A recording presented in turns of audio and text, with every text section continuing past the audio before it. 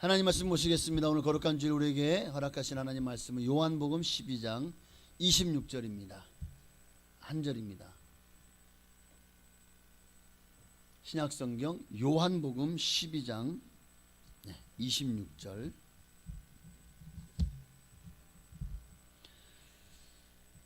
요한복음 12장 26절입니다. 우리 함께 한 목소리를 합독한 이후에 호산나 찬양대의 찬양이 있겠습니다. 우리 함께 합독하시겠습니다. 사람이 나를 섬기려면 나를 따르라. 나 있는 곳에 나를 섬기는 자도 거기 있으리니 사람이 나를 섬기면 내 아버지께서 그를 귀히 여기시리라. 아멘. 오늘 주님이 귀히 여기는 사람, 어떤 사람을 하나님이 귀히 여기실까? 하나님이 귀하게 여기는 사람은 어떤 사람일까? 오늘 본문의 말씀을 우리가 함께 나누며 은혜 받기를 원합니다. 자, 사람들은 보면 다 제각기 자기 자신을 높이려고 하죠. 그래서 어떻게든 자기의 이력을 과장하려고 하고 자기의 능력을 부풀려서 그렇게 포장하기도 합니다. 어떻게든 스펙을 쌓아서 내가 좋은 대학 또 좋은 직장을 가기 위해서 어떻게든 더 많은 이력을 놓기 위해서 때로는 돈을 주고 학위를 사오기도 하고, 또 어떤 이들은 이 부모님이 어떤 인맥이나 또 학력이나 또 그 가진 지위를 이용하기도 하고, 또 어떤 이들은 어떤 이력에 어떤 뭐라 그럴까요? 좀 사기를 쳐서라도, 그러니까 문서를 조금 조작을 내서라도 그렇게 해서 자신을 포장하려고, 자신을 나타내려고 하는 일들이 참으로 우리 주변에 많이 일어나는 것을 보게 됩니다. 가진 것이 없으면서도 많이 가진 것처럼 행세하고, 모르면서도 많이 알고 있는 것처럼 행동하고, 자, 이런 거짓됨으로 자기를 미화시키지만, 여러분, 꼬리가 길면 잡히게 돼 있다는 말이 있잖아요. 그리고 혹 사람은 속일 수 있어도 우리를 창조하신 하나님은 속일 수 있어요, 없어요? 속일 수 없습니다. 그렇습니다. 오늘 이 시대가 지금 그런 시대인 것 같아요. 정말 취직하기가 참 힘든 시대라고 말을 합니다. 그래서 학생들이 어릴 때부터 얼마나 공부합니까? 영어부터 시작해서 가외를 하고, 또 초등학교, 중고학교, 고등학교 전부 다 수능 하나, 그리고 수시 하나, 좋은 대학에 가기 위한 하나의 방편으로 공부를 하는 거예요. 공부해서 자기가 잘 되려고. 아니요, 우리 예수 믿는 사람은 공부해서 남 주려고, 다른 사람들을 이롭게 하려고. 할렐루야. 예. 그러니까 생각이 잘못되고 방법이 잘못된 거예요. 그러다 보니까 오직 자기 자식만 잘 되면 돼, 자기 자식만 성공하면 돼요.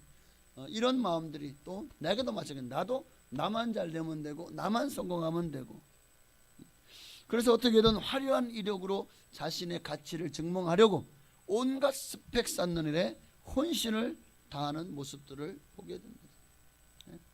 제가 아는 분이 이번에 지금 필리핀에 가서 한 주만 공부를 하면 석사 학위를 준다는 거예요. 그래서 거기를 지금 가려고 생각을 하고 있더라고요. 한 주만 공부하면 석사 학위를 준대요. 이분이 목사님이 도대체 그 석사 학위가 뭐라고? 아니, 그 필리핀에서 주는 그 석사 학위 한 줄, 그거 도대체 그게 뭐 명함에 파서 넣을 거예요? 아니면 뭐 다른 사람들 앞에서 자랑할 거예요? 예? 어디 가서 그걸 자랑을 해? 근데 2천만 원 2천만 원 주고 한 주만 필리핀에 가서 공부하면 신학 석사 학위를 준다는 거.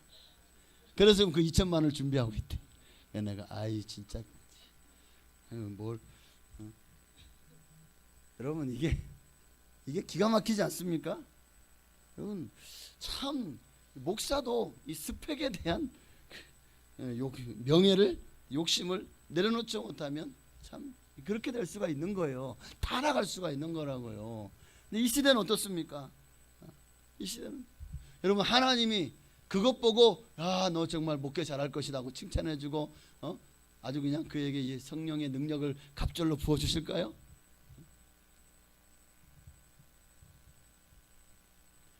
하나님은 마음의 중심을 보세요. 사람의 겉모양으로 그 사람이 가지고 있는 학력, 스펙, 그 사람이 가지고 있는 어떤 재력, 또 인맥, 이것을 보지 않아요. 하나님은 그런 거 하나도 안 봐요. 하나님이 보시는 건 오직 그 사람이 얼마나 하나님을 사랑하는지, 하나님의 사명을 위해서 자신의 생애를 불사르는지, 하나님은 그런 사람들을 귀하게 여기신다고요. 하나님을 향한 마음이 어떤지를 하나님은 살피십니다. 그러면 하나님이 정말 그렇죠. 그 사람이 정말 그 마음이 어떠한지를 어떻게 알 수 있습니까? 오늘 본문을 통해서 알 수가 있어요.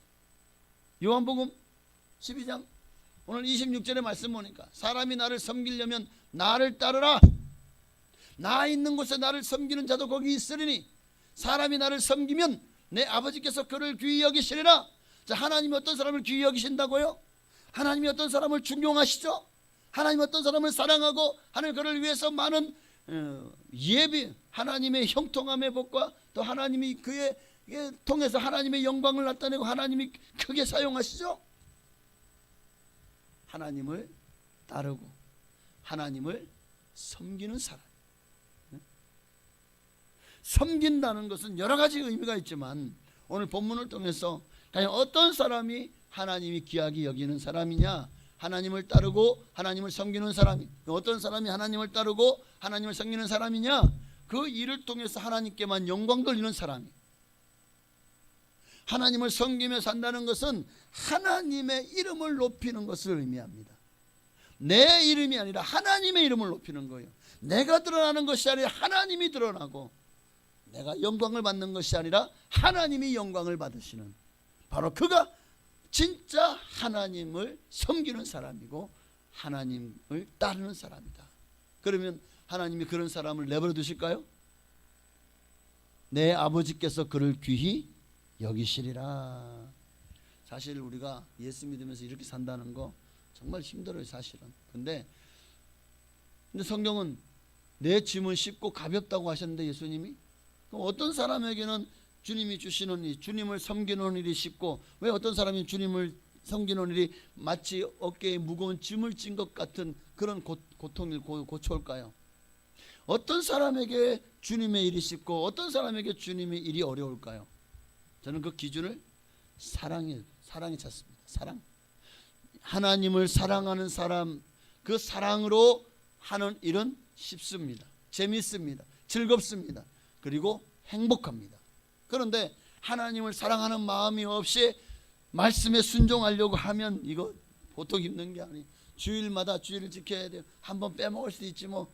근데 하나님이 과연 그것을 기뻐하실까요? 내 생각인 거죠. 뭐 어떻게 보면 우리가 주님 앞에서 뭐 전도하고 봉사하고 헌신하고 충성하고 이 모든 일이 사랑이 빠지면은요 형식적이 되는 거예요. 그리고 그 일은 짐이 되는 겁니다. 왜? 천국 가기 위해서는 순종을 해야 되겠고, 또 순종 안 하면 지옥 갈 것 같으니까 지옥은 두렵고 하긴 해야 되는데 사랑이 없으니까요 얼마나 힘드십니까? 얼마나 그냥 그러니까 이러지도 못하고 저러지도 못하고 하기는 해야 되겠고 하기는 하는데 마음의 기쁨은 없고 봉사의 즐거움도 없고, 그런 마음으로 주님을 위해서 하는 일을 하나님이 기뻐 받으시겠냐고요? 하나님이 과연 좋아하실까요? 하나님이 기뻐하지 않으실 것입니다. 그러니 우리가 하나님 앞에서 정말 내가 지금 하나님을 섬기고 하나님을 따르는 일이 내가 거기서 만족을 누리고 또 기쁨을 얻고 또 행복하다면 여러분은 정말 하나님을 사랑하는 사람들입니다. 그러나 지금 뭔가 많이 식어져 있고 기쁘지도 않고 찬양에도 가사가 은혜도 안 되고 기도에도 집중도 안 되고 기도에도 한 5분만 기도하면 기도할 거리가 떨어지고 또 어느새 그래도 기도의 자리에 나오지 않고 예배의 자리에 나오지 않고 봉사는 하지만 봉사는 또 해야 돼. 또 주일 또 청소 당번이야. 또 주일 밥 당번이야. 아유 구역 예배는 왜 매주마다 드리려고 하는지 막 이러다 보면 신앙생활이 즐겁겠냐고요. 여러분 중엔 그런 분 없으시죠? 옆에 계신 분에 당신은 그러지 않죠? 자, 시작. 옆에 계신 분에게 당신은 아니죠?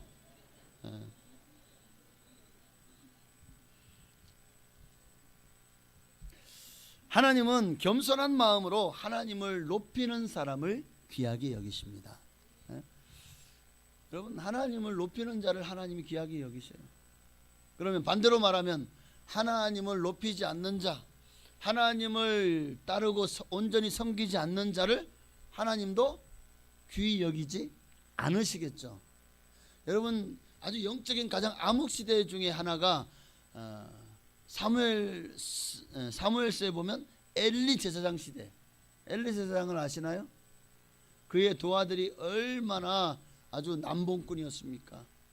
하나님의 성전에서 뭐 그냥 하나님의 것을 내 것처럼 가져다 쓰고 하나님께 바쳐진 것을 그냥 좋아 보이면 야 그건 내 거, 야 그건 나한테 가져와.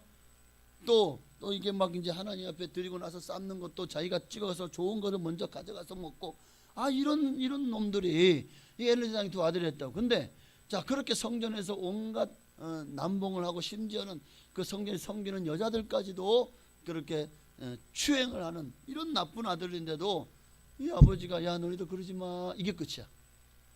이놈을 그냥 다리 몽둥이로 부러뜨린다고. 어떻게든 그 버릇을 잡아갖고 징계해야 되지 않습니까? 그 직분에서 너희들은 배제시켜야 되지 않습니까? 그건 제사장 엘리제, 그러니까 자기 아들도 제사장으로. 그게 또 아론의 반차를 이은 그 제사장에 대한 하나님의 법이거든요. 그러나 잘못했을 때는 징계를 내리고 근신을 때리고 그리고 뭔가 좀 해야 되지 않습니까? 그런데 그러지 않았어요. 그러지 않았다고요. 자식들을 하나님보다 더 사랑한 거예요. 결국 그 결과가 어떻게 됐습니까? 하나님이 그들을 경멸히 여기려는 말씀이 있죠. 사무엘상 2장 30절에 그러므로 이스라엘 하나님 나 여호와가 말하노라 내가 전에 내 집과 내 조상의 집이 내 앞에 영원히 행하리라 하였으나, 이 집은 누구예요? 아론의 집을 말합니다. 레위지 속 중에 아론의 반차를 쫓은. 그러나 이제 나 여호와가 말하노니 결단코 그렇게 하지 아니하리라. 나를 존중히 여기는 자를 내가 존중히 여기고 나를 멸시하는 자를 내가 경멸하리라. 그러니까 엘리사장의 일은 하나님의 이름을 만홀히 여긴 죄.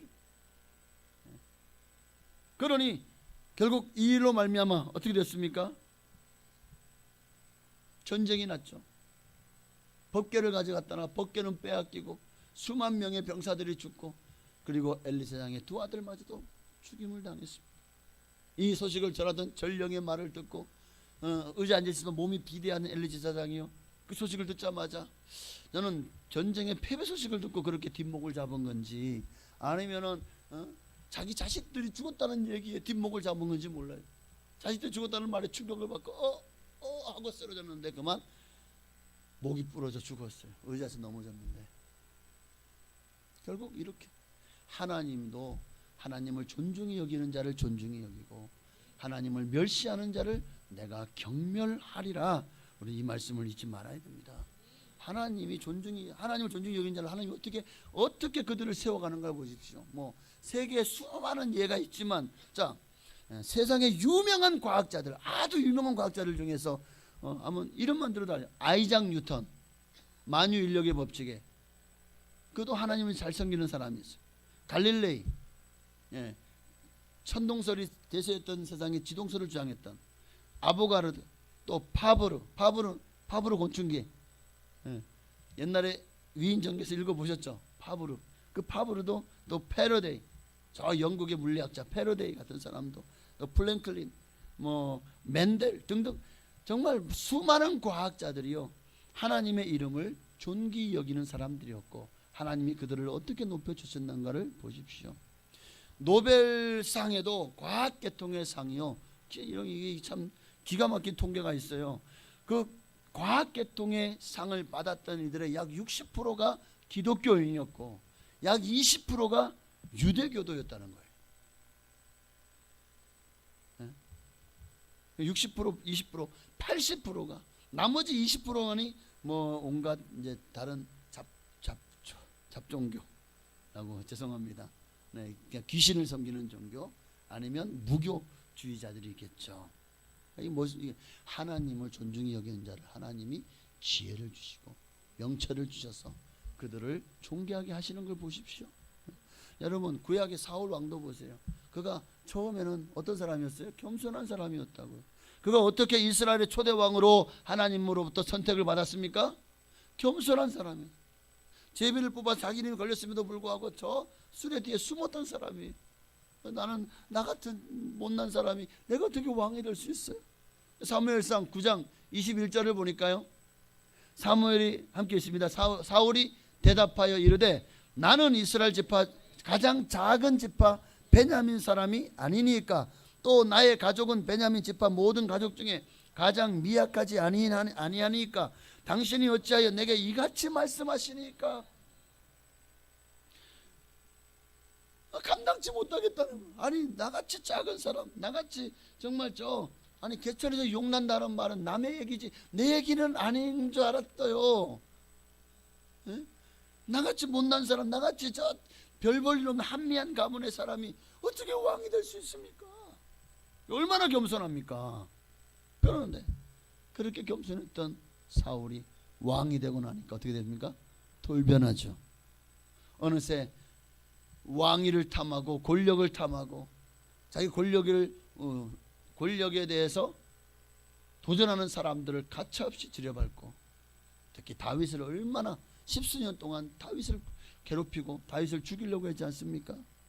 저가 얻을 것은 내 왕위밖에 없구나. 골리앗을 물리친 덕분에 자기가 살은지도 모르고 참 이런 배은망덕한 사람이 어디 있습니까? 그러니까 하나님도 그런 사람을 싫어하시는 거예요. 하나님은 교만하면 버리십니다. 하나님이 그런 사람을 물리치, 겸손해야 사람에게도 인정받겠지만 하나님께서도 겸손한 사람을 인정하십니다. 여러분 사울 왕의 결정적인 잘못이 뭡니까? 그가 그렇게 교만해짐으로 말미암아 그가 두 가지 큰 잘못을 범해요. 하나는 사무엘상 13장에 보면 이제 블레셋 쳐들어 전쟁이 벌어질 때에 아니 7일을 기다려도 사무엘이 오지 않는 거예요. 이제 그들이 하나님 앞에 제단을 쌓고 제사를 드리고 출정하려고 하는데 아니 사무엘이 오지 않아요. 6일을 기다려 오지 않아요. 그러니까 어느새 저 블레셋 군은 얼마나 그냥 메뚜기처럼 중당하고 그냥 얼마나 병력이 많은지. 근데 이스라엘은 나팔을 불러 모았지만 또 사람들 얼마 되지 않는데 오합지졸이야. 또 사무엘까지 오지 않으니까 그들이 그냥 블레셋 보고 또 거기 있는 거인들을 보고 막 두려워가지고 도망가기 시작해. 막 탈영병들이 막 그냥 막 속출하는 거예요. 그러니까 이거 안 되겠다 하고 마침내 사울 왕이 어떻게 합니까? 내가 제사를 집도 하겠다. 사무엘이 와가지고 지금 당신 하나님 뭡니까? 이차 저차 해서 제가 제사를 집도했습니다. 당신이 제사를 하나님이 왕에게 맡기신 적이 있습니까? 이 일은 제사장이 해야 될 일입니다. 그런데 당신이 하셨으니 이건 하나님 앞에 월권한 일이고 하나님의 이름을 망령되이 일컫는 일입니다. 하나님의 영광을 가리는 일입니다. 이로 말미암아 하나님이 사울을 왕 세웠음을 후회하셨다라고 말하고, 또 하나의 가장 결정적인 계기 하나가 또 뭐죠? 아말렉과의 전쟁에서 다 진멸해라, 다 죽여라 했는데 어떻게 합니까? 전쟁에 승리하고 나서 그 중에 자기 눈에 좋아 보이는 것들을 취하고 또 수많은 짐승들을 취하고 그리고 백성들 앞에 자기가 승리했다는 것을 개선장군처럼 멋지게 사람들에게 자기를 나타내고 자기를 드러내고 자기를 군중들이 사울 왕 만세 이렇게 하려고 했던 거예요. 그래서 적국의 왕을 살려서 포로로 데려오잖아요. 그러니까 사무엘 선지자가 와서 보니까 짐승 소리가 도대체 이 짐승 소리는 뭡니까? 하나님께 제사 드리려고요. 하여튼 변명거리는 기가 막혀. 왕은 왜 살렸습니까? 불쌍히 살렸나요? 자기를 높이려고 살렸죠. 결국 사무엘의 입에서 당신이 하나님을 버렸으므로 하나님도 당신을 버려 왕이 되지 못하게 하실 겁니다 하고 선언하고, 그리고 아각을 데려다가 죽이고, 그리고 그 다음부터 사무엘이 사울을 더 이상 보지 않았다고 기록하고 있습니다. 그래서 아주 사울에게 사무엘이 한 유명한 말이 있죠. 사무엘상 15장 22절 함께 읽습니다. 사무엘이 이르되 여호와께서 번제와 다른 제사를 그의 목소리를 청종하는 것 같이 좋아하시겠나이까? 순종이 제사보다 낫고 듣는 것이 숫양의 기름보다 나으니. 하나님은 하나님의 이름을 높이는 사람을 하나님 귀히 여기십니다. 지금 사울왕이 한 행위도 엘리사장의 행위도 어디 하나님을 높이는 것이 있습니까? 하나님보다 아들들을 더 사랑했고 사울왕은 하나님보다 자신의 권력을 더 사랑했습니다. 권력에 눈이 멀고 자식에게 눈이 먼 결과가 이와 같이 망하는, 사울도 결국 그의 자식들을커녕 자신의 모든 가족들이 전부 다 죽임을 당하지 않습니까? 자, 둘째로 하나님 어떤 사람을 귀하게 여길까요? 하나님은 하나님의 일을 하는 사람을 귀히 여깁니다. 하나님의 일이 뭘까요? 하나님의 일이 뭘까요? 하나님이 우리를 이 땅에 보내신 이유가 뭘까요? 참 한문이, 저는 참 한문의 그 뜻풀이가 보면 정말 기가 막히다고 생각해요. 우리가 살아 있는 것을 우리의 그러니까 이걸 생명이라고 그래요. 생명, 우리의 생명. 그런데 우리의 이 생명, 살 생자에 명령할 명자예요. 살라고 명하신 것. 하나님이 우리를 창조하시고 때가 되면 이 땅에 보내셔서 살라고 명하신 것이 우리의 생명입니다. 그러면 우리에게 살라고 명하신 것을 우리는 기독교인, 우리 성도들은 사명이라고 부릅니다. 그러니까 우리는 이 땅에 존재하는 우리가 이 땅에 존재하는 목적이 뭐예요? 바로 이 사명을 감당하라고, 살라고 명하신 사명을 감당하는 일이 우리가 이 땅을 살아야 될 이유요, 목적인 겁니다. 그러므로 우리 예수 믿는 사람들이 왜 죽음을 두려워하지 않습니까? 우리에게 주어진 사명이 다하는 날까지는 하나님이 절대 우리를 부르지 않으십니다. 그러니 우리의 생명도 하나님의 손에 달려 있는 거예요. 그러니까 혹시나 내게 사명이 다하지 않는 이상은 절대 죽을 일 없으니까 죽을까 봐 걱정하지 마세요. 아이고 나 죽으면 어떡해, 걱정하지 마세요. 하나님이 여러분을 살라고 명하신 그 수를 다할 때까지 절대 하나님 여러분 데려가지 않으실 겁니다. 그러니 하나님의 일을 하는 사람들을 귀하게 여깁니다. 하나님이 내게 주신 사명을 감당하는 사람, 또 그럼 하나님이 내게 주신 모든 사명의 가장 중요한 포커스는 뭘까요? 초점은 바로 영혼 구원입니다. 먼저는 내 영혼을 구원하는 것이, 내게 살라고 명하시는 것이 내가 예수를 잘 믿어서 정말 구원받는 것이고, 그리고 더 나아가서 내 이웃, 내 가족, 내 이웃, 내 친지, 내 주변에 있는 또 내가 사랑하는 사람들, 내 동료들, 직장 동료들, 또 내 사업 파트너들, 여러분 하나님이 그들의 영혼을 구원하라고 우리에게 생명을 주신 거예요. 살라고 명하셨다고요. 이것이 우리가 행해야 될 의무입니다. 사명을 감당하는 거예요. 바로 주님이 지상명령이죠. 너희는 온 천하에 다니며 만민에게 복음을 전파하라. 이를 위해서 우리가 교회에서 예배드리는 거예요. 영혼 구원을 위해서, 내 영혼을 구원하고 또 이웃의 영혼을 구원하기 위해서, 내 영혼을 사랑하고 또 이웃의 영혼들을 사랑하라고 주님 앞에 예배도 드리고 주신 사명과 직분을 감당하는 것입니다. 이것이 하나님의 일입니다. 하나님의 나라를 위해서 희생하고 자신의 모든 시간과 물질을 아낌없이 드리고 힘을 다해서 봉사하고 주님의 사역에 어떤 일로도 동참하는 것, 이 모든 일에 다 영혼 구원을 위해서 해야 되는 거예요. 교회가 존재하는 목적도 영혼 구원을 위해서예요. 사교 장소로, 교제의 장소로 허락한 것이 아니라 하나님은 영혼 구원을 위해서 성도 간에 서로 간증하고 사랑을 나누고 또 기도를 나누고, 그러면서 서로가 서로를 정말 혈연감을 더 끈끈한 그렇게 관계를 맺어가면서 영혼 구원을 위해서 힘쓰는 것입니다.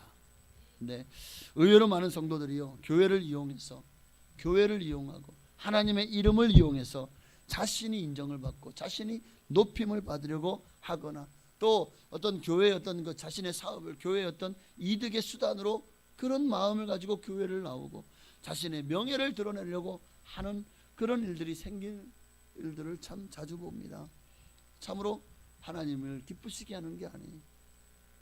이건 하나님을 존귀히 여기는 게 아니라고요. 이 영혼 구원을 위해서 하는 게 아니라 나의 사심을 위해서, 나의 정욕을 위해서 하나님의 이름을 이용하고 교회를 이용하는 것이 아니겠습니까? 지방에서 목회하는 한 목사님이 하고 차를 마시는데 그 목사님이 이런 얘기를 하는 거예요. 옛날에는 성도들이 교회 일로 자신의 이익을 추구하는 경우가 거의 없었는데 요즘은 참 힘들어. 왜 그러냐니까 자기 교회가 이제 증축을 하는데 목사님 교회가 증축을 하는데 그 교회 건축하시는 장로님이 조그만 건설 회사를 하고 있었던 거예요. 그런데 이분이 주변에 이게 장로님이니까 그 교회마다 건축하는 곳마다 그렇게 견적서를 내고 교회 공사를 주로 많이 했다는 거예요. 그런데 들리는 얘기가 너무 원성이 자자한 거예요. 그 목사님, 그 교회 목사님이 이 교회 목사님 전화를 와가지고 아이고 그 장로님이 얼마나 힘든지 아십니까? 아니 어느새 공사비는 뻥튀기가 돼 있고 뭐 하는 것마다 뭐 이렇게 또 뭐 목사님 이건 이렇게 해야 됩니다. 이건 이렇게 하는 게 맞습니다. 제가 잘 알아요. 전문가니까요. 제가 원하는 대로 따르셔야 됩니다. 이러면서 막 자기가 원하는 대로 막 교회에서 우리가 이렇게 해줬으면 좋겠습니다 하고 아무리 설계를 해줘도 자기가 맞다는 거예요. 자기 맘대로 하고 나중에 보니까 막 비가 새고 뭐 그냥 온갖 그냥 하자가 생기고 원성이 자자한 거예요. 자, 이제 우리 교회를 증축을 해야 돼. 어떻게 하겠습니까? 어떻게 해야 돼요? 그 교회 장로님이 건설회사를 하는데 맡겨야 돼요? 그래가지고 다른 사람에게 공사를 맡긴 거예요. 교회 증축을. 그랬더니 이 장로님이 가만히 있겠냐고요. 그냥 사사건건 와가지고 막 그냥 교회에서 그냥 분란을 일으키고 막 그냥 난리를 치고 또 공사하는데 가가지고 사사건건 물고 늘어지고 아주 그냥 힘들게 하다가 결국 나중에는 교회에 엄청나게 많은 성도들을 시험에 들게 하고 교회를 떠난 거예요. 장로님이 그렇게 하니까 세신자들이 막 시험에 들어버려. 그래가지고 뭐 이런 교회가 다 있지 하고는 뭐 그냥 교회에서 끊임없이 그냥 원망 불평하고 뭐라 그러니 목사님 저쩌고 그냥 성도가 저쩌고 하면서 건축위원들이 막 나한테 이럴 수가 있어 막 이러고 막 교회에서 그냥 이러니까 얼마나 교회가 엄청 힘든 시간들을 왔다는 거 아닙니까? 여러분, 분명한 것은 하나님은 너희가 어떤 일을 했든지 어떻게 살았든지 그 모든 행위를 선악간에 심판하실 것이라는 겁니다. 마지막 날에 그들의 모든 행위를 주님은 다 기록해 놓으셨다가 그날에 심판하실 것입니다. 그러므로 여러분, 하나님의 일을 하는 자들을 하나님이 귀하게 여기십니다. 하나님의 나라를 해방하는 자들이 아니라 하나님의 영광을 가리우는 자가 아니라 하나님 사명을 감당하고 영혼 구원을 위해서 힘을 다해서 최선을 다해서 주님의 일을 하는 자, 하나님 그들을 귀하게 여기시는 줄 믿습니다. 자, 마지막으로 하나님 어떤 사람을 귀하게 여기실까요? 주님과 동행하는 사람을 귀하게 여기십니다. 동행하다라는 말을 사회성으로 말한다면 동고 동락이라고 할 수 있어요. 동고, 고난도 함께하고 동락, 즐거움도 함께하는 사람. 바로 그들이 괴로울 때나 즐거울 때나 늘 함께하는 사람. 여러분 주변에도 진정한 친구, 어떤 사람이 진정한 친구죠? 내가 가장 힘들 때 내 옆에서 힘이 되어주는 친구가 가장 좋은 친구 아닙니까? 오늘 우리 주님이 여러분의 친구가 되어주셨습니다. 좋을 때만 즐거울 때만 아니라 괴로울 때도 슬플 때도 힘들 때도 주님은 항상 여러분의 어깨를 다독여 주시며 내가 너와 함께한다. 걱정하지 마라. 나를 믿고 힘을 내라. 어쩌면 주님은 끊임없이 여러분을 함께하여 주실 것입니다. 그 주님과 이제 나도 주님과 함께하겠습니다. 주님과 동행하겠습니다. 하나님이 주님과 동행하는 사람을 정말 얼마나 기뻐하시면 에녹이 자기 아들을 무드셀라를 놓고, 무드셀라 이름이 뭐죠? 무드셀라가 죽으면 하나님이 세상을 심판하신다. 아니 자기 아들 이름을 그렇게 지은 사람이 어딨어? 그러니까 이 하나님이 대부분 이름들이 그 이름대로 되잖아요. 그러니까 하나님이 그 이름을 주신 거죠. 그러나니까 이제 이 에녹이 정신을 차린 거예요. 야, 하나님이 세상을 심판하신대. 내가 이 땅에서 아무리 정말 잘 먹고 잘 살고 뭘 정말 뭐 진수성찬을 차려놓고 좀 낙을 누려도 세상이 멸망할 건데 이게 무슨 소용이 있냐? 멸망하면 세상이 멸망 끝이 아니라 하나님이 계신 본향으로 내가 돌아가야 되니 이제는 정말 내가 이렇게 살아서는 안 되겠구나. 그때부터 300년 동안이나 에녹이 하나님과 동행한 거예요. 얼마나 좋으면 딱 900세를 살 때 660밖에 살지 않은 에녹을 너 안 되겠다 와라. 너 나와 함께 있자. 죽음을 보지 않고 올라가지 않았습니까? 엘리야도 하나님 얼마나 사랑하셨으면 불말과 불병거를 내려다가 그 엘리야를 태워서 올려 하나님 데려가지 않으셨습니까? 여러분 하나님과 동행하는 사람들을 하나님 이렇게 기뻐하셔요. 하나님은 주님과 한평생 죽으나 사나 함께하는 사람, 그들을 하나님이 귀하게 여기시는 거예요. 여러분 조강지처라는 말이 뭐죠? 동고동락하면 조강지처라는 말과 그게 일맥상통합니다. 중국의 후한서에 송홍전에 나오는 말입니다. 조강지처라는 말은 그러니까 정말 가장 가난하고 정말 궁핍하고 살겨와 또 지게미로 끼니를 이을 때 그 고난 가운데서도 함께한 아내, 그런 의미가 바로 조강지처라는 말이에요. 가장 힘들 때, 천할 때, 가난할 때, 힘겨울 때 고생을 함께 겪어오며 살아온 아내. 조강지처는 버리지 못한다고 했잖아요. 동고동락이란 말의 의미가 이와 같습니다. 우리가 주님이 우리를 구원하셨고 주님이 우리의 신랑, 우리는 주님의 신부. 여러분 다 조강지차 되시기를 바랍니다. 괴로울 때나 즐거울 때나 주님과 늘 함께하는 성도가 되시기를 주의 이름으로 축원합니다. 그럴 때 주님도 우리를 존귀히 여기고 우리를 더 사랑해 주실 거라고, 또 우리를 위해 천국에 우리를 위한 아름다운 거처를 더 아름답게 예비하여 주실 것입니다. 우리는 항상 주님을 섬기는 일이 힘들 때마다 우리는 주님을 바라봐야 돼요. 여러 가지 삶의 문제로 고통당할 때마다 우리는 주님을 바라봐야 돼요. 절대 주님 손을 놓으면 안 돼요. 주님 손잡고 뭐지? 주님이 너와 함께함을 믿는다면 어떤 고난도 이 견딜 수 있잖아요.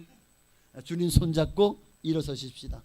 괴로울 때 주님의 얼굴 보라, 평화의 주님 바라보아라. 세상에서 시달린 친구들아 위로의 주님 바라보아라. 힘들 때 어려울 때 우리는 더 주님을 바라봐야 됩니다.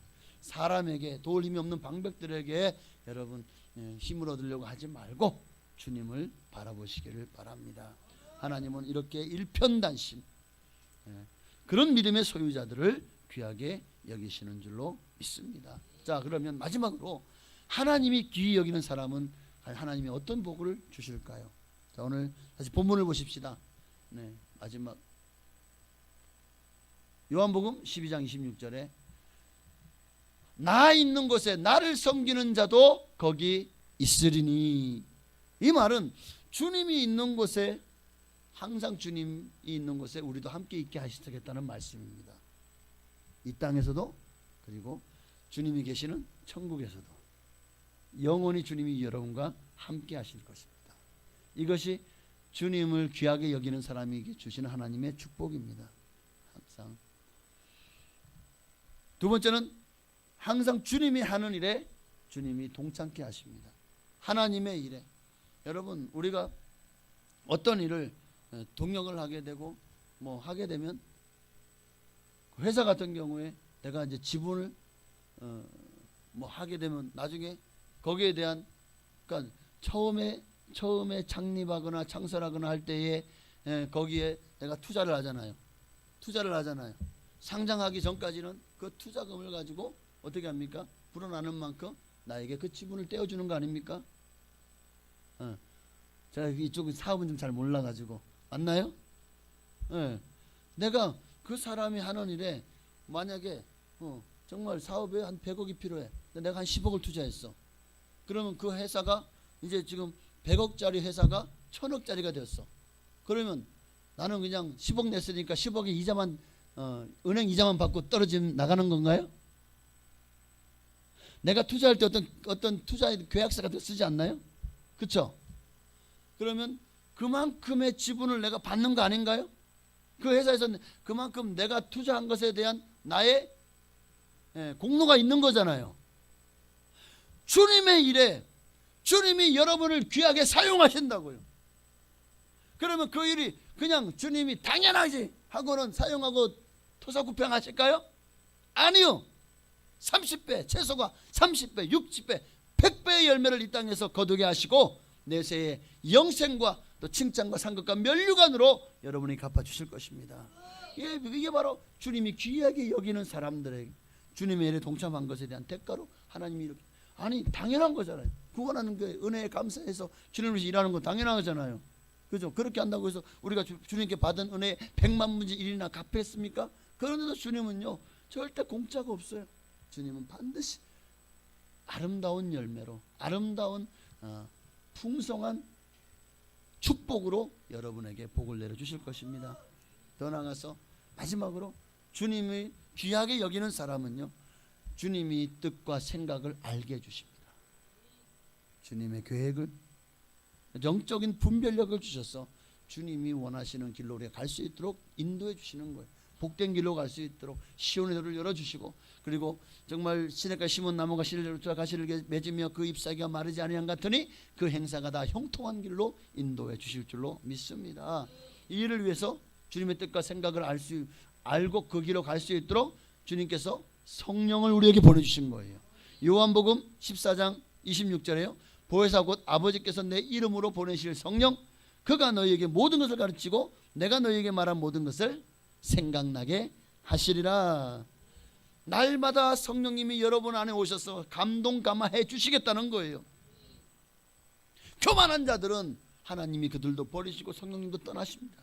그러나 겸손히 섬기는 자들을 향해서는요 하나님께서 날마다 함께 하시고 하나님을 귀히 여기시는 자들을 결코 패망의 길로 아니요 거기서 빠져나오게 하실 것입니다. 수렁에서 건져주실 것입니다.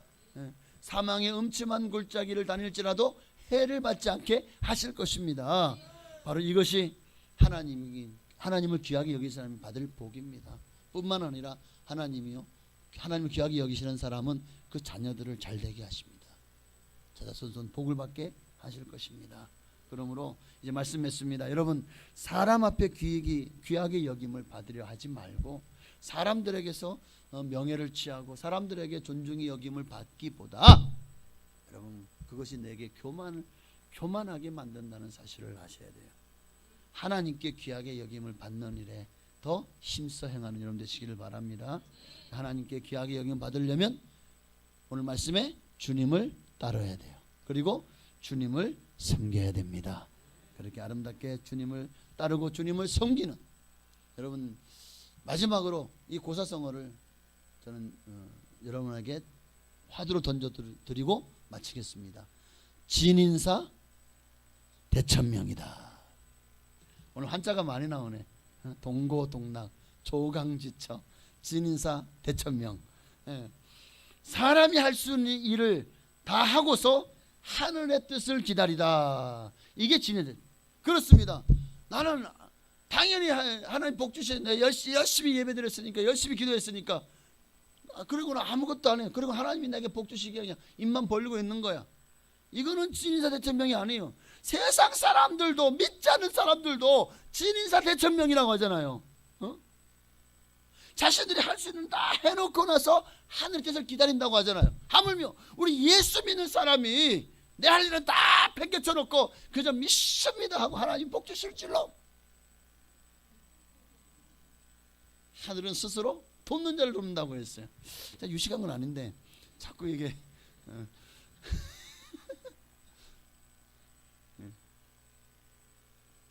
신인사 대청명. 맞습니다. 믿는 사람에게는 더 말할 것도 없어요. 우리가 할 일에 최선을 다하십시오. 그리고 하나님의 뜻을 구하십시오. 하나님의 명령을 기다리십시오. 자, 그럴 때 여러분 모두가 다 하나님 앞에 귀하게 쓰임 받고 귀하게 여김 받는 하나님의 사람 다 되실 줄로 주의 이름으로 믿고 축복합니다.